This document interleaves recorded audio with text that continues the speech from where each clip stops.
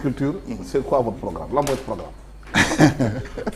surtout nga dëkk zone agricole Kolda lan mooy programme. L'agriculture y a pour le Sénégal moo tax ñu lay. mais Antoine man li ma gëm d'abord mooy il faut que ñu réorienter suñu ay choix xam nga y a beaucoup de concepts yi nga xam ne c'est des concepts de campagne une autosuffisance xaw ma man gisuma benn réew bu autosuffisant ci àdduna bi gisuma ko. Mais maintenant on peut définir, nous on a dit qu'il faut qu'on aille vers une autonomie stratégique. D'accord. Autonomie stratégique xam nga tey jii le vrai problème que nous avons dans le secteur de l'agriculture mooy d'abord la paysannerie c'est comme une activité de fataliste quoi mooy da ngay toog bu avril jotee nga dem defar sa tool nga xaar gars yi jox la semence jox la engrais jox la xam nga après nga bay xaar campagne agricole nga jaay nga toogaat tu travailles 5 mois et demi 6 sur 12 le défi de l'eau n'a pas été réglé le défi de l'accès à la terre n'a pas été réglé donc boo bëggee avoir une politique agricole moderne il faut que nga nangu résolument réformer le système de l'accès à la terre surtout pour la jeune génération et les femmes li tax mooy ñooñu bëgg nañ béy amuñu suuf nga définir ay périmètres dans toutes les contrées du Sénégal c'est possible de définir des périmètres dans les bois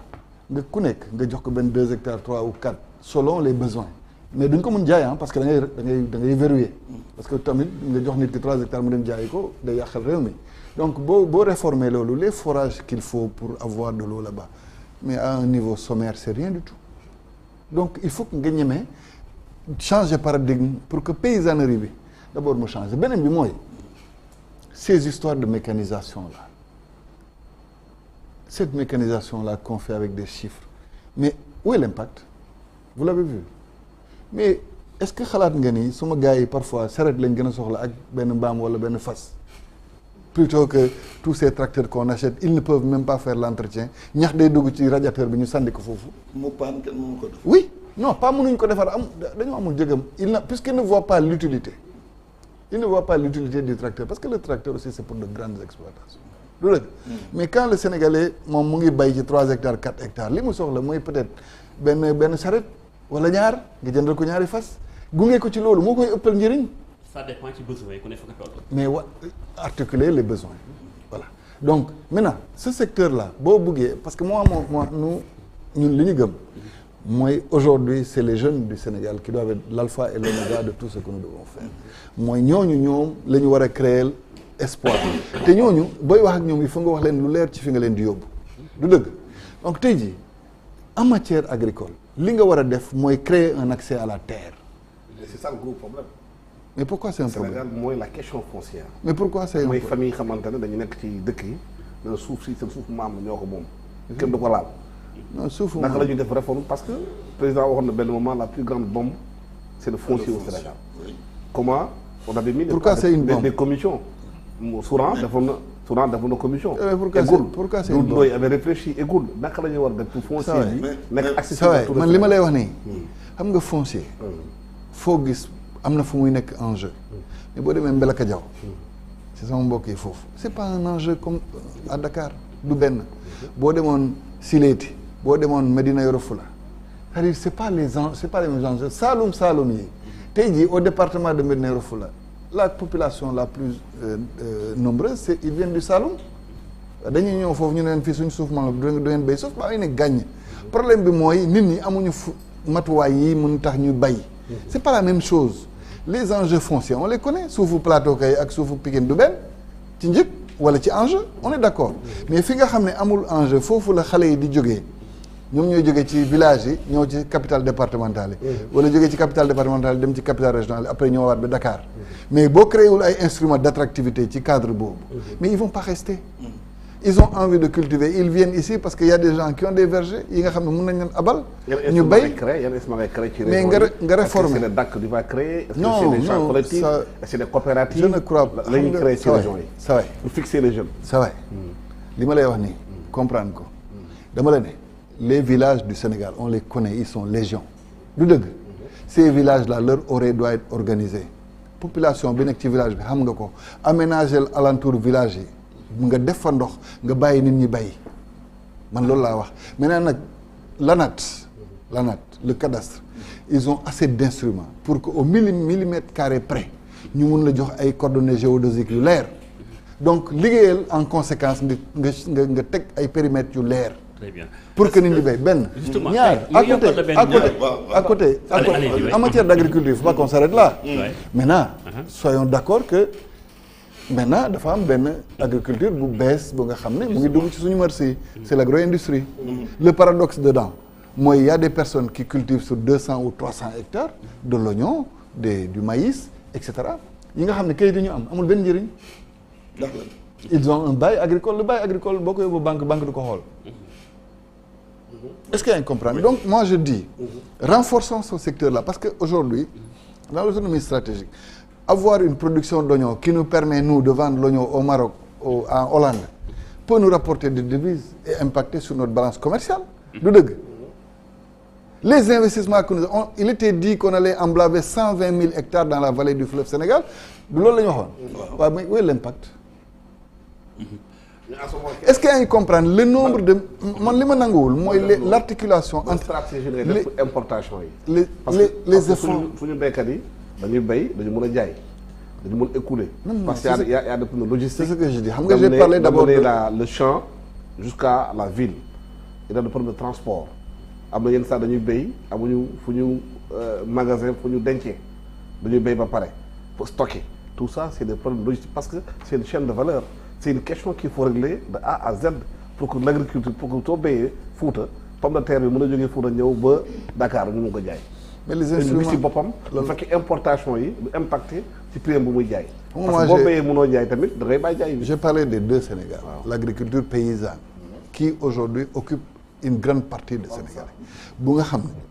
ne li ma ci métti mooy ils travailleront 5 mois et demi 6 mois sur 12 ñooñu laa wax ni. Créons des mécanismes pour qu'ils aient accès à la terre et à l'eau bu ñu ko defee ñoom dinañ mun béy nawet béy noor dégg nga benn ñaar maintenant l'agriculture moderne que nous sommes en train de voir muy concerner kaani bi muy concerner soble bi c'est le business aujourd'hui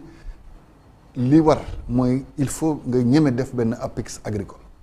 xam nga APIX agricole ban lay njëriñ d'abord seen kayit yi laa la wax parce que il faut que ñoom ay instruments bancables seen kayit yi mënuñu ko yóbbu banque parce que le bail agricole n'a pas de valeur financière au niveau des établissements financiers mais derrière n'oublions pas que nous sommes dans une période de règlement climatique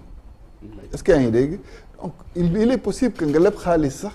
waroon a liggéey benn inondation ñëw yàq lépp donc soo amul benn genre fonds de garantie donc cet APIX agricole permet de moderniser d'abord les documents yi nga xam ne ñooñu am nañ ko ensuite d'avoir un fonds de garantie qui permet d'amortir les chocs. Et troisièmement,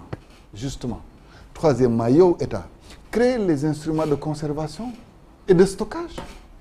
Waxuma nga may leen ko. Ils en ont besoin parce que man xam naa kenn ku nekk fii Sindia mais moom sa chaîne de froid elle est tout le temps occupée. Il y a un jeune Sénégalais qui a eu d'ailleurs une belle initiative bi may nekk CDC laa ko xam. Il était en train de se déployer dans le cadre des instruments de stockage. Je ne veux pas citer son nom, mais loolu c'est des instruments à accompagner boo ko defee. Ça permet de créer un comportement économique mais xam nga ne yow quand il y a une surproduction ici de l'oignon gars yi dañuy gas suul suñu soble yi alors que ñun suñu soble bi nga xam ne ñun dañ ko xeeb mais tubaab bi moom lañ gën a bëgg parce que ñun surgelé bi moo ñu gënal est-ce que vous voyez combien il y a un paradoxe de ce côté-là mais quand donc voilà donc pour me dire il faut que nga ñeme créer aussi les instruments de conservation normalement cette production que nous avons dans notre pays war nañu mën permettre wàllu soble au moins 10 mois sur 12 ñu mën ko couvrir si on avait tous les instruments. man bëggoon naa monsieur le maire wala président tudd nga sàng Cheikh Anta Diop ma dégg liñ ci wax par rapport ak njàngaleem ma déggaat nga tudd Serigne Saliou ci wàllu mbay daf ci nekkoon exemple muy Xelcom du ñàkk xam nga ko bëggoon na maa xam tey ci sa programme lan la Serigne Saliou inspiré ci Xelcom 40 kilomètres carrés la doon dagg ñu koy bay def ci 9 daara di bay lu bari ci dugub ak gerte ak la ci aju sa programme mbay loolu lu mu la inspiré est-ce que tey pare nga ay zones yu mag toj ko ci biir Sénégal ñu koy bay ba pare tamit beneen mbir bi mooy côté bi nga dëkkee bu ñu jëlee migration clandestine bi Kolda Vélingara dafa bokk zone yu ëpp lu mu laal mook Tambacounda tey nga doomu Kolda lan nga teg ci programme ci wàllu mbay wala càmm lu mu mën ci doon pour mën a tëye ndaw ñi ci biir réew mi loo xam day nekk lu concret projet la nga xam ne lii moom projet la bokkul ak dagg yi wala bokkul ak lu mel ni ki noonu. reconnaître nga ni Cheikh Saliou Mbacké xam nga ni programme boobu c'était Xelcom bi c'est pertinent bien sûr. boo ko jëlee comme référence rek mooy c'est pertinent mais qu'est-ce qu'il doit à l'État du Sénégal dedans est-ce que ñun duñu lobby est-ce que mënuñu lobbyel suñu ay exemple de réussite parce que ci wàllu mbay c'est un exemple de réussite bien sûr. parce que c'est énorme en termes de production mais est-ce que y a un seul instrument bu nga xam ne mën nga wax ni ñoom ñoo leen indil ndox wala leneen non ça c'est fait et le facteur humain vient contribuer à la réussite loolu laa lay wax si tu tey jii boo bëggoon am nga les plus grands agriculteurs de notre pays sont des chefs religieux mais parce qu'ils ont la ressource humaine voilà mais si on doit en profiter dans l'autonomie stratégique pourquoi on n'en profite pas pour yow état war na ci mën a profiter. ah oui oui pour suqali mbay wala mënuñu béy ceeb xel kom si pour yow mën nañ ko fa béy bu dee dañ soxla ceeb pourquoi ngay xalaat ni wàllu rek la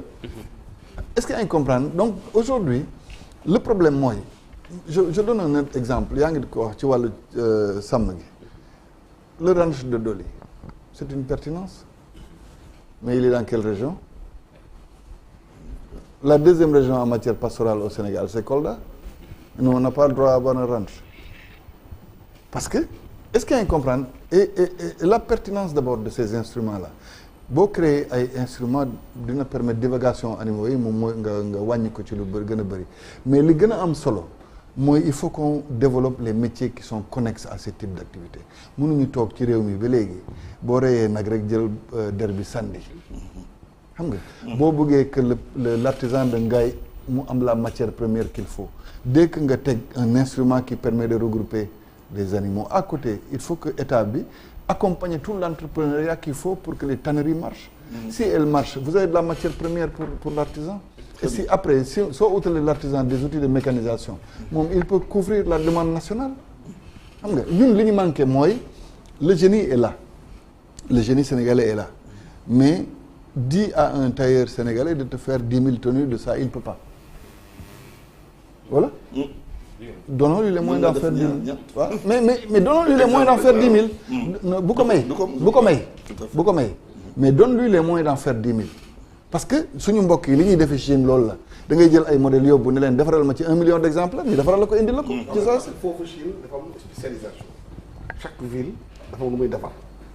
Chine boobu boo soxlaa armoire dafa am benn ville moo ngay dem jënd armoire waaw ils font que ça soo demee benn dëkk c'est une organisation qui a été mise en place pour profiter des potentialités du territoire est-ce que yéen seen programme da ngeen découper Sénégal en région en potentialité de région en développement industriel de chaque région ma xam nga dégg nga ko ma koy wax sànq damay naan le vrai on impulse le développement par les terroirs voilà xam nga yaa ma koy dégg ma koy wax tey jii bu ñuy wax dàll fii gars yi la ñuy njëkk xalaat voilà mais est-ce que vous avez fait un documentaire pour voir li nekk ci tali ngaay bi nii fan la jógee pour nga xool conditions yi suñu artisans yi di liggéeyee foofu nga xam ils peuvent pas être compétitifs ils ne pourront pas être compétitifs mais maintenant nous on pouvait les rendre compétitifs. mais lan moo tere état comment mu jàppale leen organiser leen mais Antoine bu ñuy wax Antoine c'est quoi le budget du Sénégal en matière d'artisanat c'est quoi le budget du Sénégal waaw pour 7 500 000 personnes. et même restons même dans l'élevage par exemple bu ñu weesoo der yi par exemple y a meew mi filière de laitière bi filière viande. 80 milliards hein d'importation je pense. 60 milliards. yow par exemple tey yow. de lait. yow ouais, mais les dérivés boo boolee les dérivés aussi c'est 80 milliards. comme ni nga ko waxee tey yow yaa ngi bokk ci région boo xamante ni c'est une région à forte d'élevage yow tey sa yéene par exemple ak sa programme bi nga tëral pour que demain que nga inverser tendance bi ñu dund depuis fort longtemps ci meew bay ci yàpp bi ak yeneen kii tout ce qui dépend d'élevage lan le vrai problème le problème du Sénégal est parfois simple est-ce que yaa ngi dégg le Sénégalais ne parvient même pas à commercialiser son produit parce qu'il n'a pas un code-barre pour le commercialiser. Le problème là. Voilà. Non, le problème. Non am nga tout ce qu'il faut pour le faire mais yow pour nga jaay ko dans le commerce normal il faut nga am code-barre ils n'ont pas est-ce que yaa ngi comprendre mais moi je bois le lait de chez moi kii xam na ne bi ñu nekk xale léeg-léeg nga def nii pousse bal ma ci kàddu yu neexul a dégg nga pousse weñ yi naan du dëgg réew ñu nag mais dañ doon defar crème dañ doon defar fromage dañ doon loolu yëpp de façon traditionnelle mais comment vous voyez les Européens être fiers de leurs produits di la wax ne lii Normandie la jógee dañ koy waaw le terroir impulsons à partir du terroir mais maintenant voyons les femmes transformatrices xool leen li ñuy def ci dugub ci mboq ci ñebbe ci comment on appelle ça sump ci lu ne mais est-ce que am nañ moyen wu produire li nga xam ne mooy doy réew mi yëpp mënuñu ko sax à leur niveau mais maintenant moo tax xam nga quand bi ma lay wax parfois quand le jour où on parviendra à remettre le Sénégalais au cœur des préoccupations des politiques publiques dañ ciy génn mooy